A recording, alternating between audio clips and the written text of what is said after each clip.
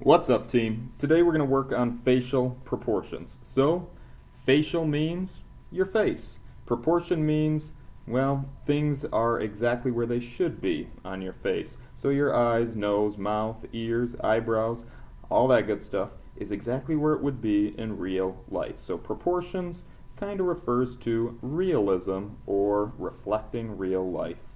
Alright, so I have my pencil, my eraser, a piece of paper, or if you're working in your sketchbook, this is just practice, so that's a perfect spot to have this because you might even make some notes for later. And then I also have a ruler because we will be making a few lines, and you don't have to have a ruler because you don't have to have perfectly straight lines, but what a good tool to have if you want them to be straight.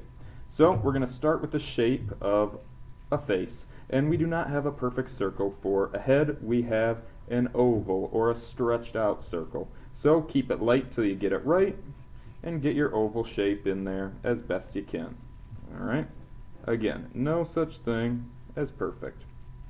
So, we are going to make a line vertically and a line horizontally to split our face into sections. And that is a sentence you don't hear every day. So, we'll start by making the vertical line up and down through the middle of the head. So, you want to make sure you're pretty much centered. Keep it light till you get it right.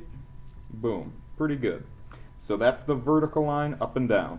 Then side to side, horizontal, we'll get that.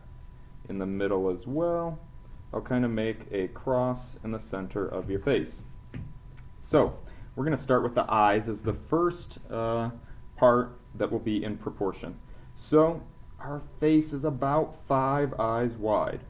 So if you think of a little bunny hopping across your paper, that's about 5 eyes. 1, 2, 3, 4, 5. Well, our eyes are not at the very edge of our face if you're looking straight on, and there's not one right in the center, so we're going to focus on number 2 and number 4. Número dos, número cuatro. So I'm going to darken up those lines there. Since it's practice and going to go in my sketchbook, I'm just going to keep the other bunny hops. Who cares? And I'm going to finish the eye by going underneath that horizontal line we made and creating almost a football or almond shape for our eye. And before we get into the colored part of our eye and the dark part of our eye, which you may already know what those are called, we're going to do the eyelid, because too often artists forget to add the eyelids, and it looks like our eyes are wide open and we're a little crazy. So we're going to add those eyelids in. We're just going to go from one corner to the other, kind of like an arc or a rainbow across. Boom. I'll even get a little one on the bottom eyelid as well. Alright, for the colored part of the eye, that's called the iris. So we're going to get that in there. So that's a circle. Iris. The dark part of your eye, the pupil. So we're going to get the dark part of the eye in there too. I'm going to leave a little white space for the light that reflects in, and maybe a little shading in the iris as well, which you don't have to do because this is just practice. Then I'm even going to get the little tear ducts on the corners so it's as realistic as possible.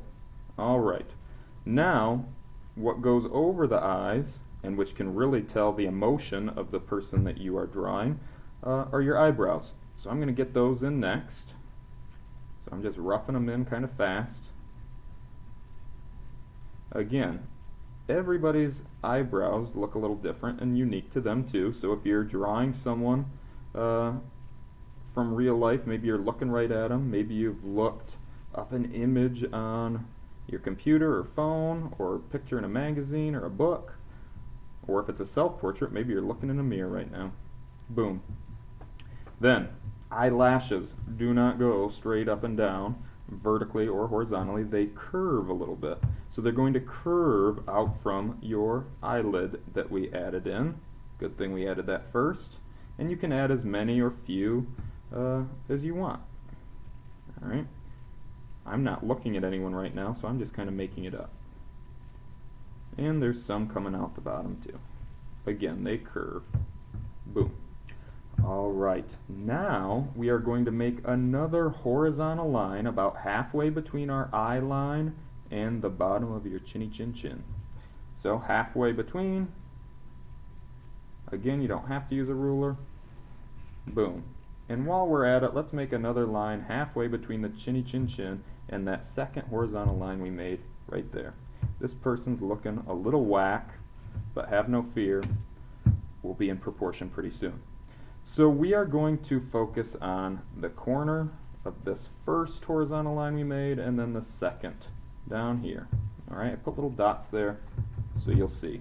What I'm going to add next, and if you wear glasses you know exactly what we're going to add next, but they are the ears. Alright, so our ears have to line up with our eyes when we're drawing someone in proportion.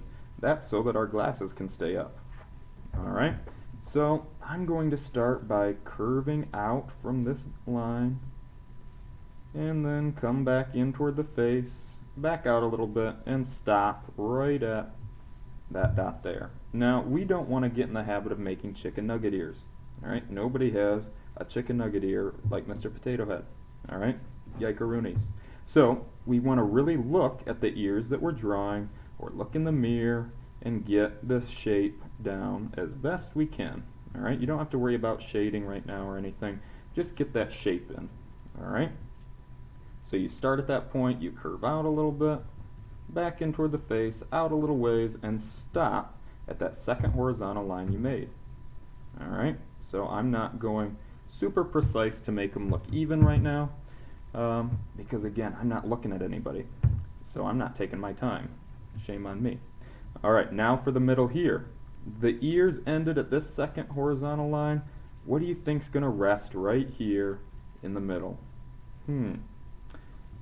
It's la nariz, the nose. So, our nose has a couple nostrils. We're going to make kind of a funky U, like that. And then the flare of our left and right nostril is going to actually line up with the corner, or the inside corner of our eyes. So, I'm going to curve out, like parentheses, and then maybe darken some of the nostrils where you can smell. Maybe there's a little bump in the nose. Again, if you're drawing yourself or someone else, you're really going to look at the shape of their nose and how it curves up almost toward the eyebrow. Like so. So again, it's like a set of parentheses and backwards parentheses for the nose. Again, not perfect, just practice. Really look at the face that you're drawing. Alrighty, now we have that other line down here. I think you know exactly what's going to go on it. So, the lips, or the mouth. And we want to make sure that the edges of our mouth line up with the inside or center of the eyeball. Alright? You don't want your mouth going from corner to corner or so small it's barely hitting the edge of your nose. So you want to go the center of your eye to the center of your eye. Your top lip is going to be above the line. You're going to just come up slightly, little dip in the center, back down. Your bottom lip, you're going to come down and it's a funky U, kind of like that nose is a funky U, and connect. And then you want to be able to eat and talk, so you got to separate those out. Boom. You could also draw the mouth open, of course, and you would just have to look in the mirror or at the person you're drawing. And actually, when you're shading, you'll notice the top lip is always a little darker than the bottom lip. You might also get the shading underneath because we are three-dimensional. So again, look at the person you're drawing and notice those things like shadows or if their jaw is curved a little bit. Get all those details in there. Alright? Oh, and also, don't forget the little snot dripper in between your lip and nose. So it's another set of parentheses like that. Alright?